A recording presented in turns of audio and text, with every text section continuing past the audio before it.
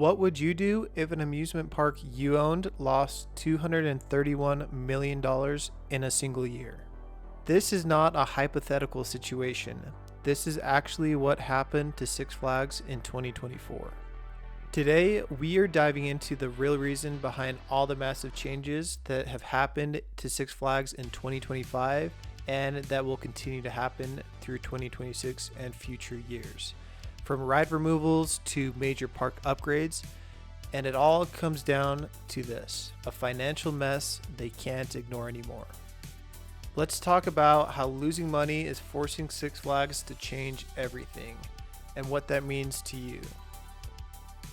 Keeping in mind these numbers reflect one half of the year is combined with Cedar Fair and Six Flags, and the first half of the year was only Six Flags Legacy Parks. In 2024, Six Flags made $2.7 billion in total revenue. That includes ticket sales, food sales, any merch sales. But after paying to run their parks, so employee wages, paying for food, ride maintenance, etc., they had about $371 million left over. This is known as operating income. Then things fell apart after that.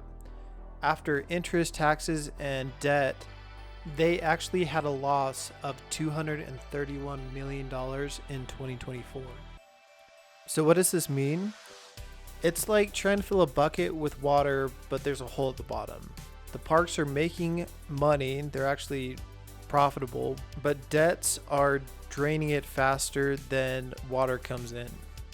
Part of the reason, the merger with Cedar Fair likely came with some big restructuring costs. There were layoffs, legal fees, all that probably hit the financials heavily. So what's the bottom line here? Six Flags parks are doing okay, but debt and expenses are crushing them. To stop the bleeding, Six Flags is doing something dramatic. They are getting rid of things that cost too much.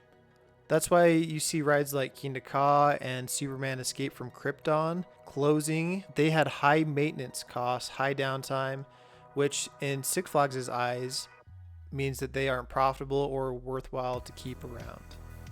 You also see entire parks closing. We just had the announcement of Six Flags America confirmed to close in late 2025, which is pretty insane. And there's other parks that are most likely on the chopping block as well.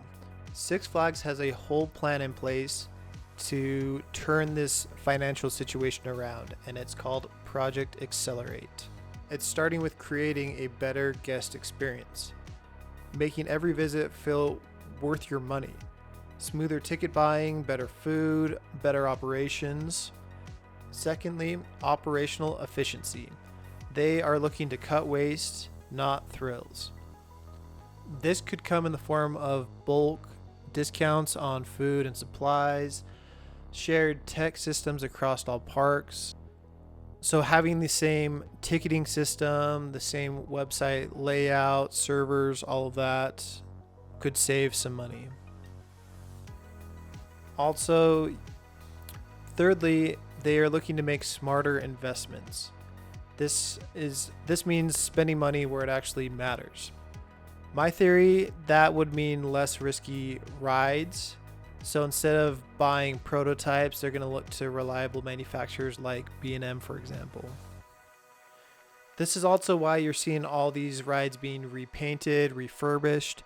They're putting a lot of investments back into the rides that are already sitting at their parks that have deteriorated. Tech that actually works.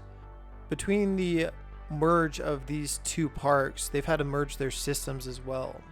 So they need to make a cohesive tech environment around all amusement parks. When you unify ticketing and all these tech pieces between Six Flags, the legacy Six Flags and the legacy Cedar Fair parks, there's going to be some back-end savings. And they're going to focus on core parks. They're going to sell off or close any non-core assets and really focus on investing in parks that have high growth potential. Really, they're going to focus on parks that bring in the crowds. So why is this all happening now? Six Flags has had a reputation problem: dirty parks, bad food, long waits. The merger exposed their weaknesses. Cedar Fair was actually doing better. And here's some proof of that. Six Flags reported that 60% of the reason for the loss was due to legacy Six Flags parks, while only 40% of the loss came from Cedar Fair parks. Financial losses forced them to finally face the truth, change or decline. This isn't just about making parks more fun, it's about making them able to survive financially for many years to come. New ride updates? Yes, but they're going to be carefully planned and budgeted. A lot of people on the outside of this are seeing this like Charles from The Office coming in and just changing absolutely everything and being the worst person in the world. As you know, I will be running the branch while we search for Michael's replacements. This is how I breathe. No, it's not. If you ever tell. Okay, Jim, help it. I need your eyes up front. Oh, no, I was just... No, hey, I just want to hear yes. Yes. Good. So expect fewer experiments, but more crowd pleaser rides that actually work. Smarter spending and higher returns. In-park spending is key to Six Flags. They want you to spend more at the parks and actually feel good about it. So if you're going to spend $18 on a hamburger, then it better be a good burger. Better food options, faster service, happier guests equals more money in Six Flags' pocket. They also are looking to implement dynamic pricing, which that means ticket prices will change based off demand. This is just like how airlines price plane tickets. This is a massive change, so be aware that if ticket prices skyrocket, it could be a busy day. Or like if you're buying a plane ticket, if you buy it earlier, it may be cheaper. Again, we're gonna have to see the full impacts of this change. They are also planning to focus on year-round events and special passes. You will also be seeing resorts and accommodations like its Six Flags Great Adventure pop-up. At this park, they've got these new luxury bungalows located on park property. Six Flags has announced they're going to invest $1 billion into its parks through 2025 and 2026. Why invest all of this money now, especially when they're actually losing money? Well, if they didn't invest in their parks, they would just decline faster.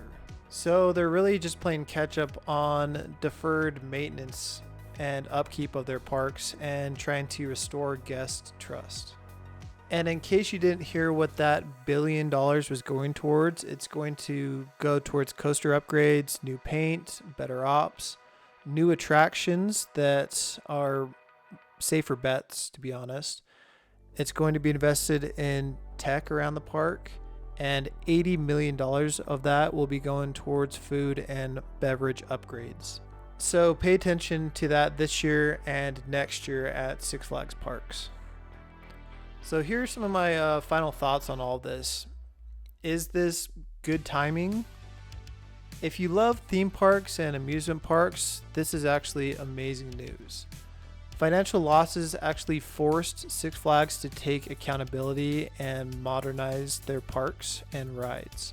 These changes are all based around making money, which in the short term feels really selfish or appears selfish, but in the end, I believe it will be a good thing for all their parks.